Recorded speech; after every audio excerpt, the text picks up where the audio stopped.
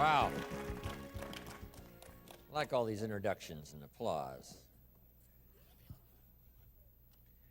I got a call one day from my daughter, Linda, who's the mother of my grandchildren.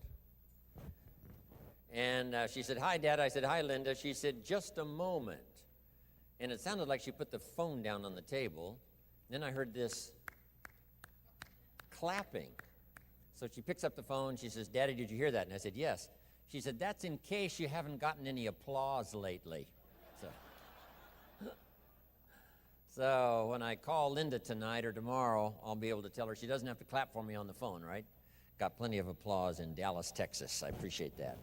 Okay, let's go back to work. If you're ready, say, "I'm ready." Gosh, I'd like to take you with me as my traveling audience around the world. Wouldn't that be fun? Pack your bags. Okay, let's finish up now with personal development. The three parts we got into, first was physical, take care of yourself. The physical support system you need to make dreams come true, to turn ideas and imagination and faith into reality. Second was spiritual. If you are a believer, study, practice, and teach. Now third is the mind. Just a few little pointers on the mind. Here's number one, it needs to be nourished. Needs to be fed. There's an Old Testament phrase that says, humans cannot live just on bread alone or food alone. Dogs can, a crocodile can, a spider can, humans cannot exist just on food. Here's what it says. Humans also need words. Words nourish the mind. Words give life. Words create insight. Because there's more than one way to see. If we see with our eyes, we call that sight. But there's another way to see called insight. That's why we come, gather for a couple of days, attend the classes, go to the training, read the books, do all the stuff, is to develop more insight. Letting our mind be nourished to think, ponder, and wonder, and conceive ideas, projects, purpose, give structure to something for the future, whether it's better health or better career, better future. Next, the mind needs to be exercised. And we talked a bit about that earlier. Exercised by debate. Exercised by reading both sides of the debate, both sides of the question. America had the big debate. Well, all who believed in capitalism had the big debate with communism for about 80 years. The communists said, capital belongs to the state, not the people. And we debated them and said, no, capital belongs to the people, not the state. And that was known as the Great Debate. Communism said, no, people are too dumb and stupid to know what to do with capital. So you have to take capital away from all the dumb, stupid people and give it to the all-wise, all-knowing state. And let the state create and run everything and let the people show up for their work assignment. That was their side of the debate. And when they used that philosophy, of course, they devastated everything they touched. I've lectured now in East Germany. They say it's going to take $1 trillion to clean up East Germany. They've spent $500 billion so far. They got $500 billion yet to go. The devastation of both lives and treasure that was left by such a diabolical philosophy that capital belongs in the hands of the state, not the people. We said, no, capital belongs in the hands of the people. That's where the creative energy is, to take goods and services to the marketplace, build a dynamic society second to none, become the envy of the world. The safety of capital is capital in the hands of the many, not the few. It's just like power. Capital is like power. Power tends to corrupt. Ultimate power tends to corrupt ultimately, absolutely. Stalin and Hitler had absolute power, allowed for no debate. Of course, power tends to corrupt early. When a 3-year-old child hits another 3-year-old over the head because he's a little bigger and a little stronger, power now has begun the corrupting process. And unless this 3-year-old is restrained, he'll do it again. Unless he's further restrained, he'll probably enjoy it. So now he must be restrained and taught by whatever method to drive that dark side of his nature into a small corner. Because power starting to corrupt a small child is the beginning of an uncivilized person. And all we have to have is enough uncivilized people, and we have an uncivilized society. Fortunately for us in our lifetime and the places we live and where we've come from, we live in what we call a civilized society. And here's why. Most have chosen to do the right thing. Most citizens of the countries we represent have chosen to be civilized. But civilization is something we must continually work at. Because in the opposites in conflict not only goes on outside of us, it goes on inside of us. The corrupting influence of power, the misuse of capital. So the great debate is on, and this is part of mental exercise, the great debate. Major life issues, major political issues. Don't leave yourself out of the great debate. One, the mind needs to be nourished by ideas. Second, it needs to be refined and stimulated and exercised by debate.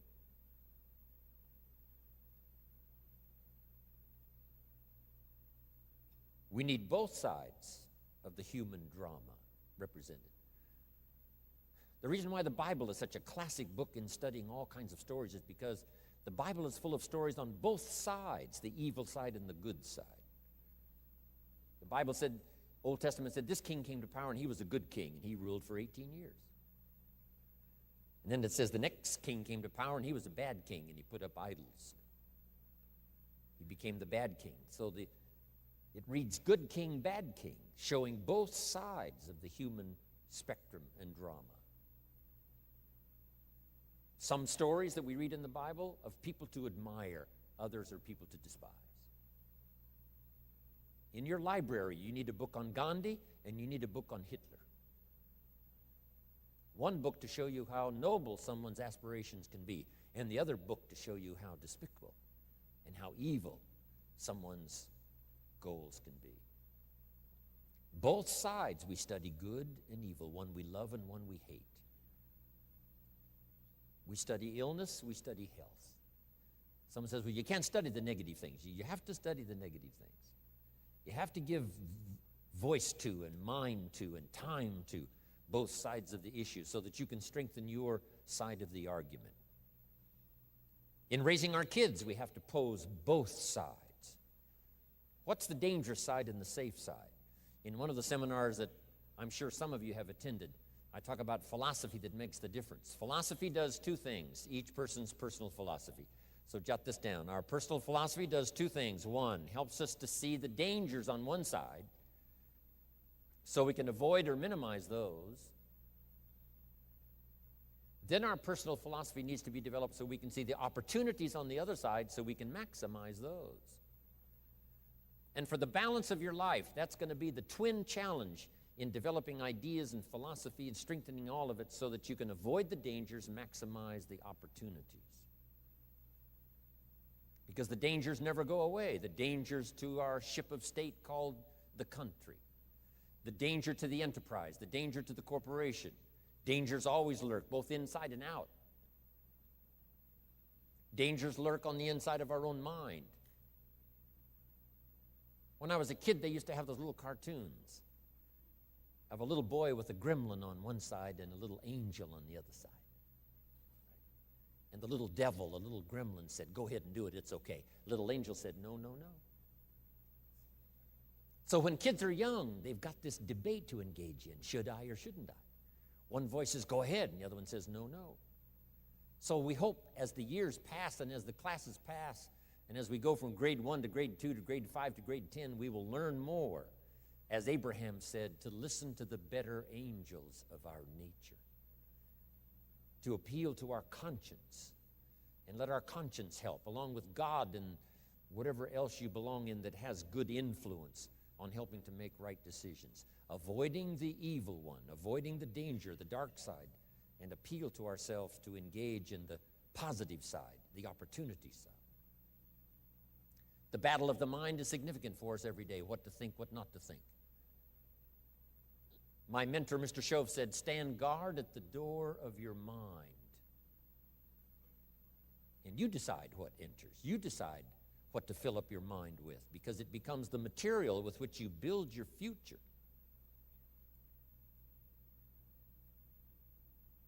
So, engaging the mind to make rational decisions about life. Beware of the thief on the street that's after your purse, but also beware of the thief in your mind that's after your promise. The thief in your mind that says you're too short, you're too tall, you've never done it before. What makes you think you can do it now? It's not going to work for you. Someone else could find the book, you'll never find the book. If you found the book, you wouldn't read it. If you did read it, you wouldn't understand it. That's stuff that goes on in our mind. So jot down this key phrase. It's one of the best for the day. Whatever you do, don't become a victim of yourself. As you engage in this debate, what to eat, what not to eat, where to go, where not to go, what to say, what not to say, what to do, what not to do.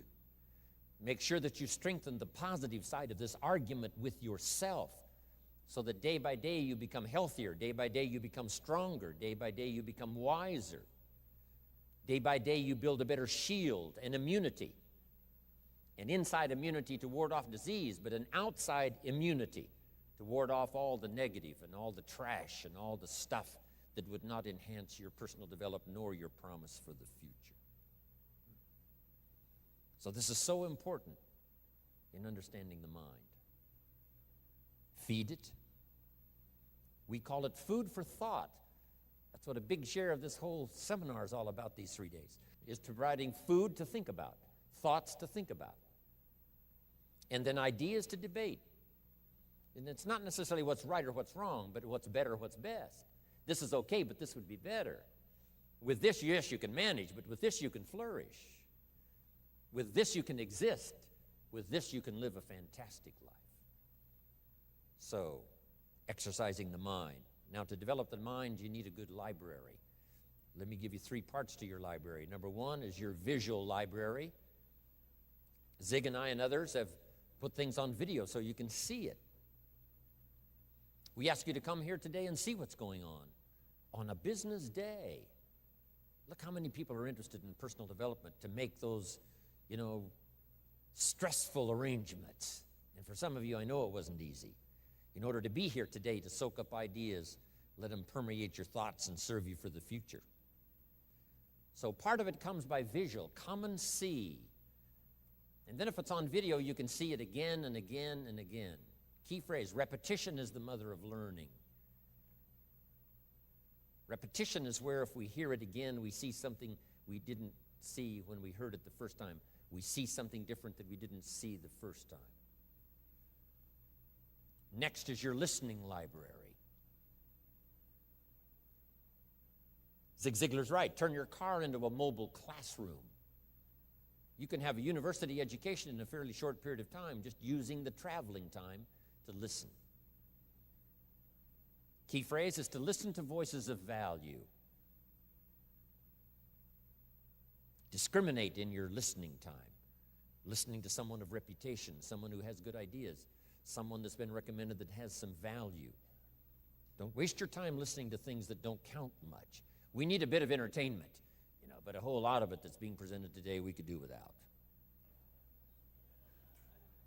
Hey, there's some things that are not worth spending the time. They create more poison than they do benefit. So be careful. If somebody says to me, these eggs are rotten, I'm not going to make an omelet and try it. I'm going to take their word for it.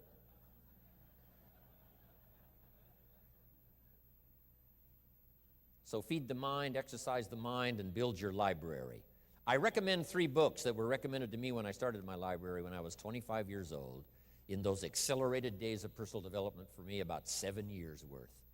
So fantastically changed my bank account, changed my income, revolutionized my future. With the foundation my parents gave me, meeting Mr. Schoaf at age 25, I'm telling you, it's been a journey for me like no other ever since. Then I've had mentors along the way. My current mentor, Bill Bailey, who you're going to hear from later.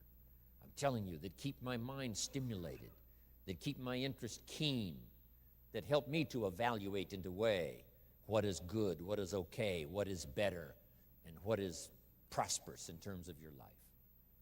Mentors. And that first mentor I had recommended these 3 books. First was the Bible. Now, I had an advantage there because my parents made sure I was a pretty good scholar by age 19. A good book to serve you all of your life. One of the major sources of ideas, stories, poetry, history. A major source for stimulation.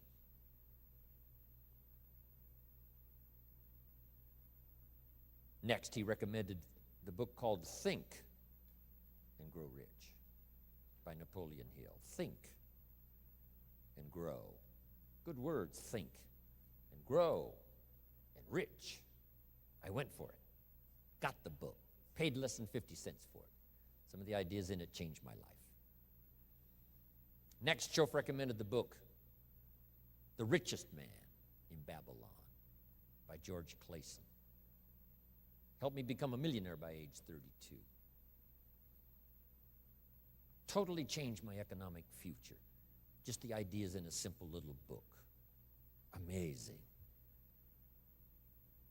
Then he recommended something for me to listen to by Earl Nightingale called The Greatest Secret. That was my listening library to begin with. The Greatest Secret by Earl Nightingale. I listened to it over and over again. I wore out 2 or 3 of those big old 78s. Now it's easy. From Nightingale Conant, you can get it on cassette, and you can get it on CDs. But back then, it was the big 78. So your listening library and your visual library. Next now is your reading library. And we won't go through a whole list of the best books, but here's a good book to get if you want a good list of the best books. It's called How to Read a Book. Simple. How to Read a Book by Adler. Chief editor of the Encyclopedia Britannica, Mortimer Adler. He wrote a book called 6 Great Ideas that's excellent. He wondered, are ideas tangible? Are ideas real? Or are they nothing? And we discussed earlier, they can't be nothing. They have to be something. But he wrote this book, along with another author, How to Read a Book. Now, if you master this book, you can get so much more from a book. Now, it's a kind of a tough book to get through, but it'll give you some ideas on how to take a book and get the most out of it. Take a book and get the most out of it. But in this book is also a list of what he calls are the greatest books ever written. And I've used that book, that list, as a centerpiece for my library. It's got the classics, which I missed. I only went to 1 year of college, so I missed a whole bunch of stuff. I started making up for that by collecting these best books ever written. Interestingly enough, on that list is Old and New Testament. On every scholar's list, East or West. You just can't miss those as major sources. In addition to that, there's a book called Lessons of History, written by Durant. And I offer it because it's one of the classic writings of all time. You may not agree with his premise, but you certainly have to agree that it's one of the best well-written books ever. He and his wife wrote about 11 volumes on civilization. Take a speed reading course, you can get through those. But this little book, Lessons of History, is sort of a summary of their ideas on history. It's a classic. Then a classic I think most everybody's got. It's called As a Man Thinketh by James Allen, where each sentence is a seminar. And you may not agree with his premise either in certain instances. But you don't want to read just what you agree with. And not just to read the positive. Make this note. You cannot live on mental candy. Just like you can't feed your children ice cream all the time and hope that they will be healthy. So you cannot live on mental candy. Someone says, well, I just read the positive stuff. That's not enough. And the reason is because you need to know both sides of the issue. So start your library like I did, age 25. I mentioned in another seminar haven't read everything in my library, but I feel smarter just walking in it, right? And smart enough to buy it. Now I got to be smart enough to read it all. Then I got to be smart enough to sort through and decide what's valuable. So make that the next part now. In part of personal development for the mind, you got to sort through what you read, what you see, and what you hear, and decide which of all of that is valuable for you to try and do and master. This is where being a student comes in. Not a follower, but a student. Read both books and decide. You read one book on good health and it says, do what this book says, you'll live forever. You read the next book on health and nutrition and it says, if you do what that first book says, you'll die young. So someone says to me, Mr. Rohn, which of these books should I follow? Jot this down. Neither one. Don't be a follower. Read both books and make up your own mind. Here's what's important in the final analysis. One of the best phrases for the day, I got this from my Canadian friend Harold Dyke, who gave it to me, and I've used it all these years. Here's what he said. Make sure what you finally do is the product of your own conclusion. Make sure what you finally do is the product of your own conclusion. Meaning you don't just follow, but you listen to both sides of the argument. You listen to the controversy. You try to master the points on both sides or three sides or whatever. Then you start charting your own course. It doesn't say you'll make always the right decision on what course to take or what to do. You can refine as you go. But make sure that what you do is the product of your own conclusions. Conclusions from the debate. Conclusion from what makes the best sense to you to try. Now, jot this down. Also give yourself a chance to change. Some things I held on to that I thought this was it. I'm telling you, after a while I gave it up, found out it wasn't it. So give yourself a chance to change. Refine your philosophy. Refine your direction. If you'll give yourself a chance to do that, here's what will happen down the road a ways. A new door will open that you haven't discovered before. Give yourself a chance to change. Reevaluate.